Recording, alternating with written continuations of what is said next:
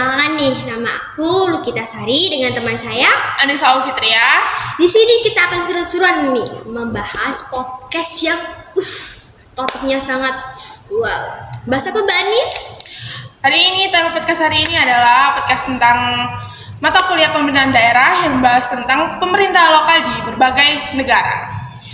Nah, tentunya kita tanpa berlama-lama ya teman-teman, bisa kita perkenalkan gak sih narasumbernya? Ya, betul.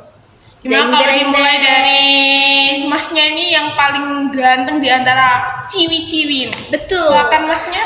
Halo, perkenalkan nama saya Aldi Nugroho dengan NIM 2304067008 dari kelas 2023A sebagai narasumber pada podcast hari ini. Wow. Kalau boleh tahu di sini Mas Aldi membahas negara apa ya? Iya, pada podcast kali ini membahas tentang pemerintahan lokal di Indonesia. Wah, keren banget ya Mbak Ita. Betul. Oke, lanjut ke Mbak yang ini. Yang sangat cantik. Oke, perkenalkan nama aku Aisyah Rizky Azhara, biasa disapa Aisyah.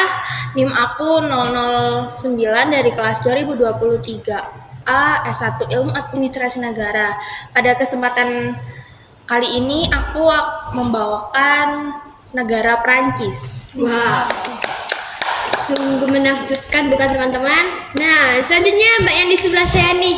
Halo, perkenalkan nama saya Anis Nadia, biasa dipanggil Nadia dengan NIM 015 kelas 2023A Prodi Ilmu Administrasi Negara. Kami akan membahas tentang negara Malaysia. Wow. Kurang hebat apa nih teman-teman? Ada negara Indonesia, ada Prancis, ada Malaysia. Wah, hebat-hebat banget sih narasumber hari ini emang. Nah, untuk hangat-hangat ya teman-teman. Nih kalau boleh tahu nih kesibukannya kakak-kakak ini lagi ngapain nih? Mas Aldi? Kebetulan saya saat ini lagi free, kan di sini ada podcast jadi ya aktivitasnya hari ini ya podcast. Wow, prioritas nih guys. Iya, Podcast mata kuliah pemerintahan daerah. Nah, untuk Mbak Aisyah sendiri nih, Kalau hari ini tadi habis ikut seminar ya, terus ke podcast ini. Kalau kesehariannya sih kuliah, organisasi, sama ikut lomba-lomba gitu. Wah, keren banget ya Mbak mahasiswa Ita. aktif ya, Iya, betul. betul banget. Manajemen waktunya nggak perlu dilakukan lagi. Hebat Betul, banget betul. ini Mbak Aisyah ini ya. nah untuk Mbak Anis Nadia, Kesibukanku hari ini yaitu tadi ikut seminar tentang public speaking. Kalau kesibukan sehari-hari ya kuliah sambil ngerjain tugas. wow, Rajin sekali ya teman-teman. kalian bisa mencontoh dari mbak-mbak dan mas-mas ini ya. Nah, tanpa berlama-lama nih teman-teman, kita mulai aja gak sih? Pasti nungguin kan? Iya, pasti teman-teman di rumah dimanapun itu pasti nggak sabar kan hari ini kita mau bahas apa aja. Langsung Betul. aja. Nah, pertanyaan nih yang pertama, bagaimana struktur pemerintahan daerah di negara Anda dan apa tanggung jawab utama pemerintahan daerah? Bisa dimulai dari Mas Aldi boleh? Aldi. Iya, di Indonesia sendiri itu kan struktur pemerintahan daerahnya itu kan ada 3. Yang pertama kepala daerah yang terdiri dari gubernur, bupati, wali kota. Yang kedua itu lembaga legislatif yang terdiri dari Dewan Perwakilan Rakyat Daerah. Yang ketiga itu lembaga eksekutif yang terdiri dari sekretariat daerah dan dinas-dinas. Untuk tugasnya sendiri itu memberi layanan kepada masyarakat tentunya. Bagus, jawaban yang bagus banget sih. Nah, untuk Mbak Anis, Struktur pemerintahan daerah di negara Malaysia yaitu ada 2. Untuk di pedesaan atau kabupaten yaitu dipimpin dengan presiden. Yang kedua untuk di perkotaan yaitu diwakili dengan wali kota. Tanggung jawab utama untuk di negara Malaysia itu yaitu untuk mengolah dan mengurus tata kelola kepentingan kependuduk di wilayah administratifnya. tepuk tangan dulu dong teman-teman. Nah, untuk Mbak Aisyah. Ya, untuk pemerintahan daerah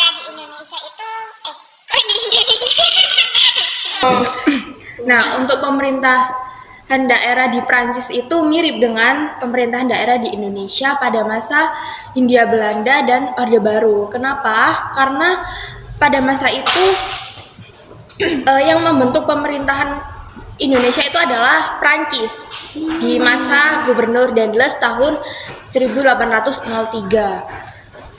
Untuk pembagian pemerintahan daerah sendiri di Prancis itu ada 3. Yang pertama region. Region ini tuh wilayah ekonomi, tapi sekarang itu udah berkembang menjadi wilayah otonom dan administratif. Yang kedua yaitu departemen. Departemen ini sama dengan region, tapi lebih kecil, yaitu daerah administratif, juga ada DPRD-nya. Terus yang ketiga ada commune. Nah, commune ini yang benar-benar daerah otonom di Prancis.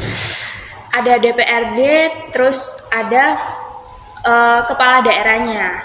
Nah, untuk dari pusat itu ada nih pengawasnya untuk yang mengawasi departemen dan commune. Untuk yang departemen ini tuh diawasi sama prefektur, yang ketuanya itu adalah wakil dari pemerintah, namanya prefect. Terus yang dari commune itu diawasi namanya dengan sos prefect gitu. Wow, jawabannya keren-keren semua ya. Betul. Nah, untuk Mbak Nisa mau ada pertanyaan apa nih? Ada nih dari tadi kita kan udah dengar dari jawaban masing-masing narasumber. Untuk Mbak Aisyah tadi kan sama Mas Aldi jawabannya kan emang Bikin kita jadi kayak wah, apalagi ya kayak gitu kan pasti. aku pengen tahu lebih banyak nih apa tentang dua negara itu. Dari aku pertanyaannya, apa perbedaan mendasar antara pemerintah daerah dan pusat di negara Indonesia dan Perancis? Oke, untuk Perancis ya. Untuk Perancis di pemerintahan pusatnya itu dia itu mengurusi berbagai hal yang berkaitan dengan kedaulatan nasional, kayak pertahanan, terus urusan luar negeri, keamanan dan keadilan. Nah, sedangkan di pemerintah daerahnya itu terdesentralisasi, berurusan dengan transportasi kota, terus kesehatan, pembangunan ekonomi. Jadi cukup itu ya Mbak ya, cukup terbagi rata gitu Ya, jadi ada bedanya lah. Nah, untuk di Indonesia nih gimana ya? Ya, menurut saya di Indonesia itu pemerintahan pusatnya itu penyelenggaraan urusan pemerintah di tingkat nasional, membuat suatu kebijakan untuk setiap daerah, dan pemerintah daerah itu membuat suatu kebijakan itu nantinya bisa terstruktur dan merata di setiap kecamatan, kabupaten, serta kelurahan. Itu aja sih. Jadi tetap aja ya Mas Aldi untuk saling membantu antara pusat dan Iya. daerah itu. Oke. Nah, selanjutnya kita tanya lagi nih mengenai seberapa besar otonomi yang dimiliki pemerintahan daerah dalam membuat kebijakan sendiri. Kita bisa mulai dari Mbak Aisyah, boleh? Oke, kalau di Perancis sendiri ya, apa tadi pertanyaannya? Baik, saya ulangi lagi. Gak apa-apa. Maaf ya. Seberapa besar otonomi yang dimiliki pemerintahan daerah dalam membuat kebijakan sendiri?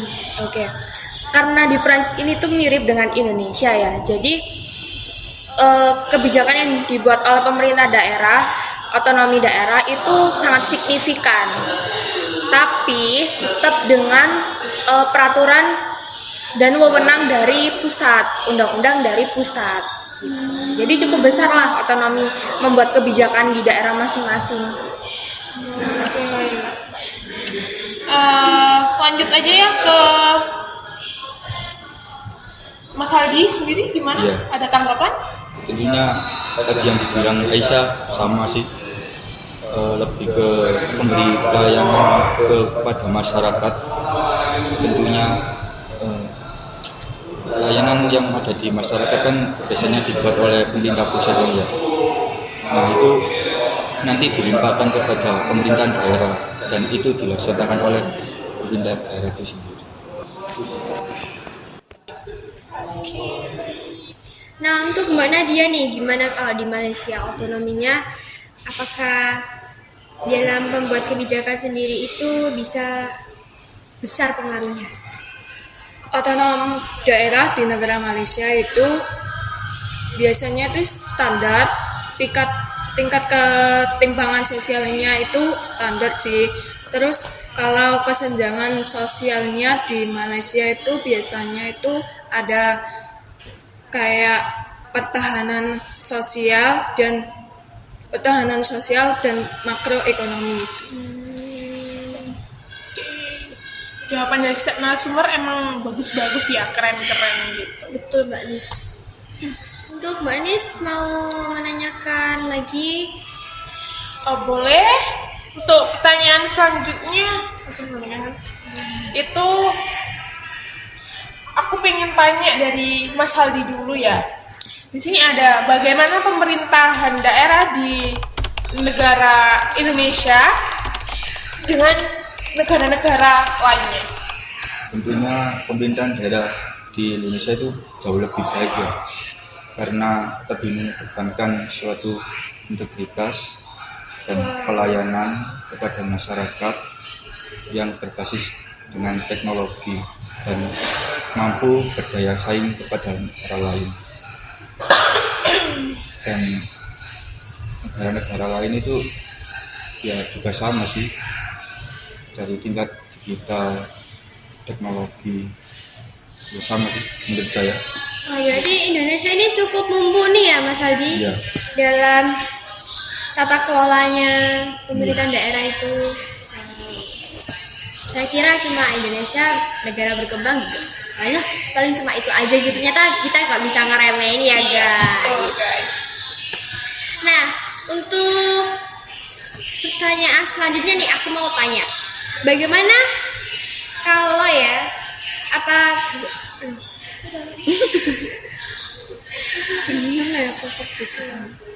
Nah, untuk selanjutnya nih aku mau tanya, apa perbedaan utama dalam tata kelola pemerintahan daerah antara negara kakak-kakak ini antara negara kakak-kakak ini dan negara lain? Ya ampun, maaf ya kakak-kakak kalau misal kata-kataku belibet. Bisa dimulai dari mana dulu nih? Mau dipilih apa milih sendiri? Karena kalau Terserah. dimulai dari Mbak Aisyah aja ya. Iya. Sahabat. Gini, kalau kita switch aja boleh gak sih Mbak? Boleh banget.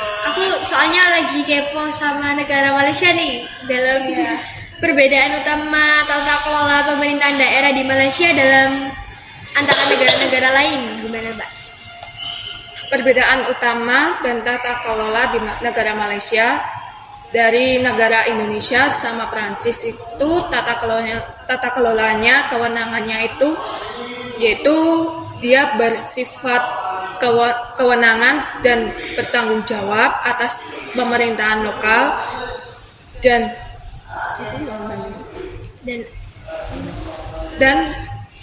perbedaan utamanya di negara Malaysia itu biasanya yaitu dia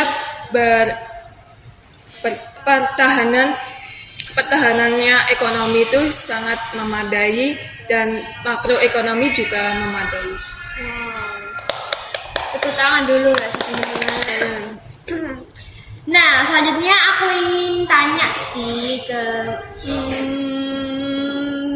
negara Prancis, boleh kan? Nah, seberapa transparan pemerintahan di negara Prancis dalam hal pelaporan anggaran dan program kerja?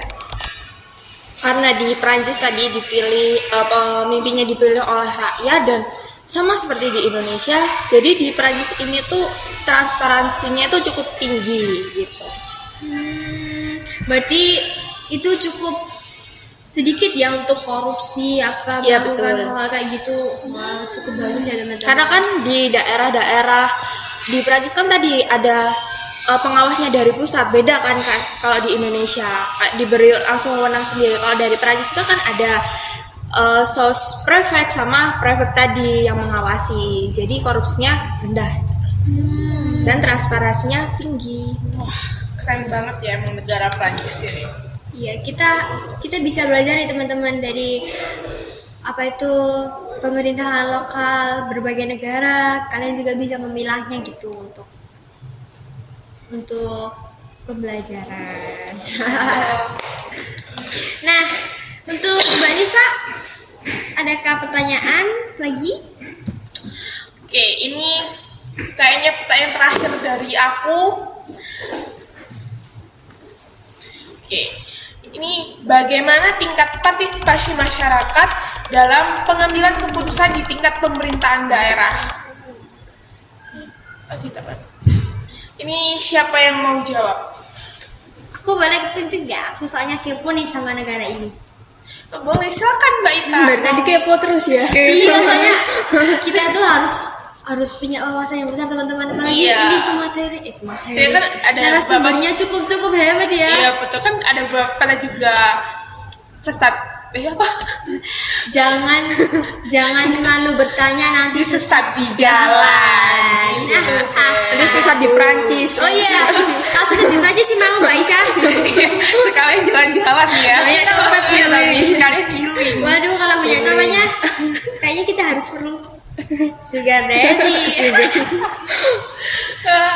Nah, aku mau tunjuk yang paling ganteng nih, Mas Aldi. Boleh, bagaimana? Untuk tingkat partisipasi pemilu di pemerintah daerah itu kan sangat besar sekali ya, apalagi di Provinsi Jawa yang berpendudukan yang sangat besar, sekitar lebih dari 80 lebih, itu jauh lebih besar sih tingkat partisipasi pemilunya. Gitu untuk struktur keputusannya. Oke.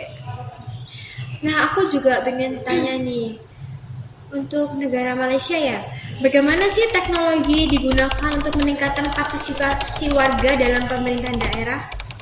Di negara Malaysia itu biasanya tuh untuk meningkatkan kualitas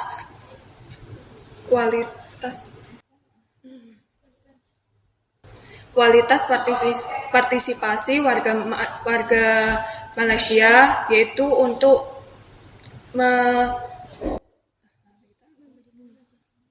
memberikan masukan yaitu pada digital seperti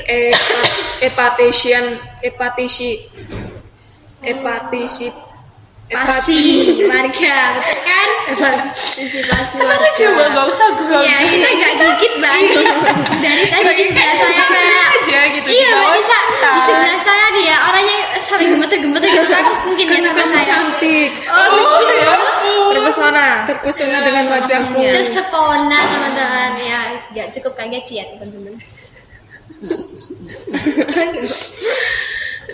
Wow, jadi silakan dilanjut. mungkin podcast ini cukup sampai sini aja gak sih teman-teman. Untuk kesimpulannya, jadi kita bisa tahu nih mengenai pemerintahan lokal di berbagai negara. Terutama 3 negara ini dari Prancis, Indonesia, dan Malaysia. Apalagi di Prancis ternyata hal yang sangat mengejutkan ya teman-teman. Itu pemerintahan lokalnya tidak jauh sama kayak Indonesia gitu. Untuk Malaysia, wow, juga cukup bagus untuk dalam teknologinya gitu. Apalagi dalam mengambil partisipasi warganya untuk keputusan dalam negara.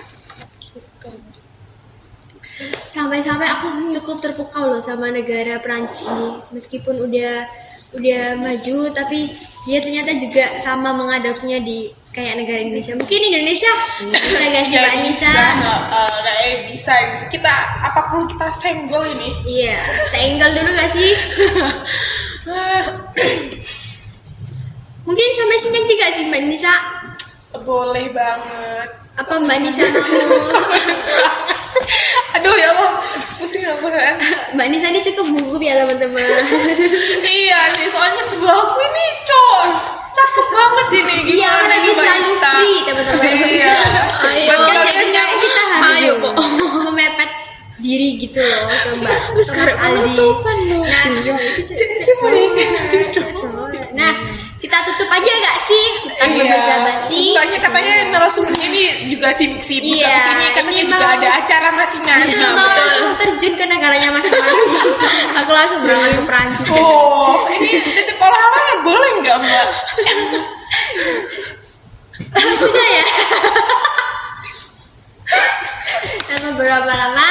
Wassalamualaikum warahmatullahi wabarakatuh. Yeay. Bye, guys. Tepuk tangan guys.